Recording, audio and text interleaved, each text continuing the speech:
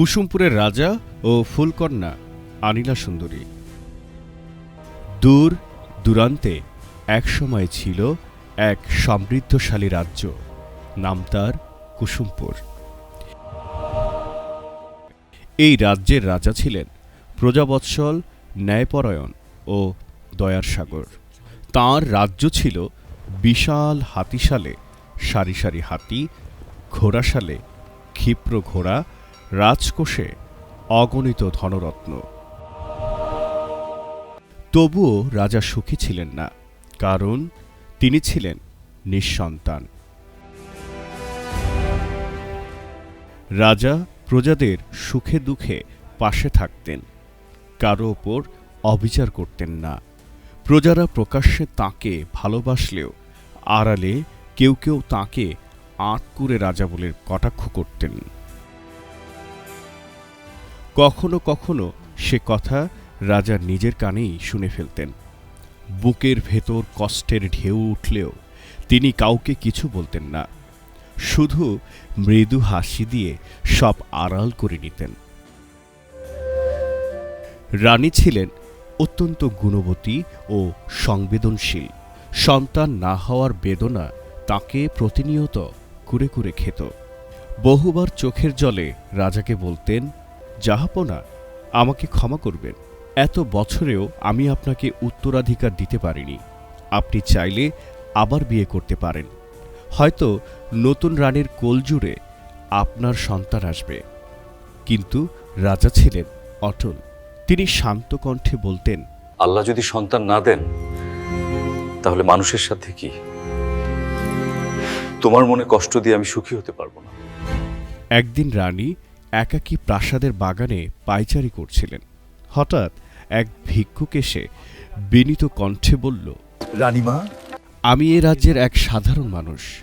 আমার একটি মেয়ে আছে, তার বিয়ে ঠিক হয়েছে, কিন্তু হাতে কোনো সম্বল নেই। দয়া করে আমাকে একটু সাহায্য করুন। রানীর চোখে পানি চলে এলো। তিনি নিজের হাতের দুটি সোনার কাকন খুলে ভিক্ষুকের হাতে দিয়ে বললেন, এগুলো বিক্রি করে তোমার মেয়ের বিয়ের ব্যবস্থা করো। ভিক্ষুক আনন্দে কৃতজ্ঞতা জানিয়ে বলল, লোক মুখে শুনেছি কুসুমপুরের রাজা রানীর হৃদয় দয়ার সাগর। আজ নিজের চোখে দেখে বিশ্বাস হলো। আমি শুনেছি আপনাদের কোনো সন্তান নেই, তাই আসার সময় আপনার জন্য একটি গর্ভফুল নিয়ে এসেছি মা। এই বলে সে রানীর হাতে এক অপূর্ব ফুল তুলে দিল এবং বলল, আমি শুনেছি আপনাদের কোনো সন্তান নেই, তাই আসার সময় আপনার জন্য একটি গর্ভফুল নিয়ে এসেছি। মধু পূর্ণিমার রাতে এই ফুল পানিতে ভিজিয়ে রাখবেন। পরপর 3 দিন খালি পেটে সেই পানি পান করবেন। বিধাতা চাইলে আপনার কোলজুড়ে সন্তান আসবে।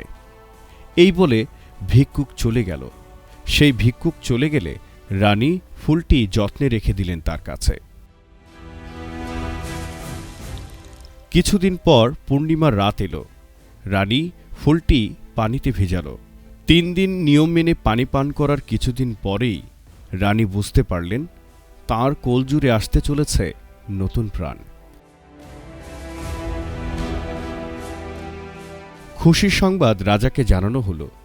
রাজা আনন্দে সিজদায় পড়ে গেলেন। দীর্ঘ অপেক্ষার অবসান হল। নির্দিষ্ট দিনে রাজপ্রাসাদে জন্ম নিল এক ফুটফুটে কন্যা সন্তান। দাইমা রাজদরবারে এসে বললেন, জাহাপনা, রানীমা ফুলের মতো এক কন্যা সন্তান জন্ম দিয়েছেন। রাজা এই আনন্দে নিজের গলার মুক্তার হার খুলে দাইমাকে উপহার দিলেন। এরপর অন্দরমহলে গিয়ে মেয়েকে কোলে তুলে বললেন, তুমি আমাদের জীবনের আশীর্বাদ। রাজা তার কন্যার নাম রাখলেন আনিলা সুন্দরী। পরদিন রাজা সেনাপতিকে আদেশ দিলেন, ঘোষণা করে দাও, রাজকন্যা ভূমিষ্ঠ হওয়ার আনন্দে আগামীকাল রাজদরবারে সকল প্রজাকে ভোজ দেওয়া হবে। সারা কুসুমপুর উৎসবে মাতল। যে রাজাকে একদিন আঁটকুরে বলা হতো, আজ সেই রাজাই হলেন ভাগ্যবান পিতা। আর ফুলের আশীর্বাদে জন্ম নেওয়া আনিলা সুন্দরী হয়ে উঠল কুসুমপুরের আশার প্রতীক, ভালোবাসার উত্তরাধিকার। প্রিয় দর্শক, আমাদের এই রূপকথার গল্প চ্যানেলটি যদি আপনাদের ভালো লেগে থাকে তাহলে অবশ্যই লাইক কমেন্ট শেয়ার করে আমাদের পাশে থাকুন, আমাদেরকে উৎসাহ দিন এবং সাবস্ক্রাইব করে আপনাদের সাথে যুক্ত থাকার সুযোগ দিন। পরবর্তীতে নতুন কোনো গল্প নিয়ে হাজির হব আপনাদের মাঝে।